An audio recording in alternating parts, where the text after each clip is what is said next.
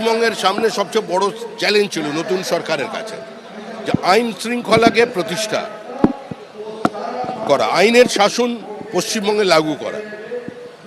যারা হত্যাকারী, ধর্ষণকারী, তাদের জায়গা হয় আকাশে আর না হলে জেলের মধ্যে বন্ধ বাতাসে। সেই বার্তা এই সরকার দিয়ে দিয়েছে। নিরপরাধ নিরীহ প্রান্তিক মানুষের উপরে অত্যাচার, মহিলাদের উপর আক্রমণ, এগুলো এই সরকার মেনে নেবে। এই গুন্ডা দমন আইন, যে আইন পাশ হয়েছে বিল থেকে, সেটা পাশ হওয়ার পর আইনে পরিণত হয়েছে এবং সেই আইনে পুলিশকে অধিকার দেয়া আছে কোথাও দাঙ্গা বা এই ধরনের ঘটনা ঘটানোর ক্ষেত্রে যদি পরিস্থিতি তৈরি হয়, সেক্ষেত্রে দাঙ্গাকারী যারা বা যারা দাঙ্গা পরিকল্পনা করছেন তাদেরকে পুলিশ আগে থেকেই গ্রেপ্তার করার সুযোগ পাবে।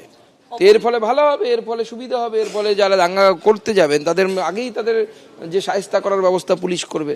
এখানে দাঙ্গা হাঙ্গামা আমরা করতে দেবো না। গুন্ডা দমন আইন কার্যকর হতে চলেছে। এই আইনের বলে অশান্তির আঁচ পেলেই অভিযুক্তকে গ্রেফতার করতে পারবে পুলিশ। তাছাড়াও একাধিক সংস্থানের কথা কিন্তু বলা থাকছে। যে কোনো সরকারি ও বেসরকারি সম্পত্তি নষ্টের ক্ষেত্রে এবার থেকে গুন্ডাদের সম্পত্তি বাজেয়াপ্তও করতে পারবে সরকার।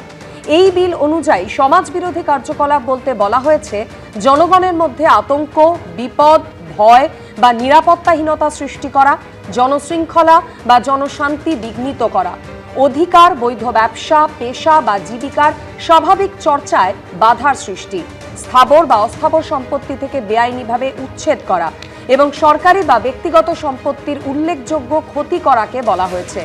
এছাড়া এই বিলে গুন্ডা বলতে প্রধানত বলা হয়েছে নিজে অথবা কোনো দল, গ্যাং বা সিন্ডিকেটের সদস্য বা নেতা হিসেবে নিয়মিতভাবে সমাজবিরোধী কার্যকলাপ করার চেষ্টা করেন, উস্কানি দেন, অর্থ যোগান বা সহায়তা করেন এমন ব্যক্তিকে।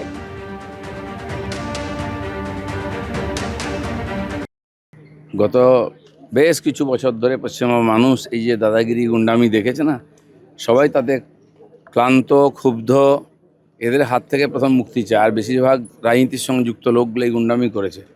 তাই আজকে আমাদেরকে নতুন করে আইন আনতে হয়েছে এবং কড়াকড়িভাবে এই আইনকে ইমপ্লিমেন্ট করা হবে।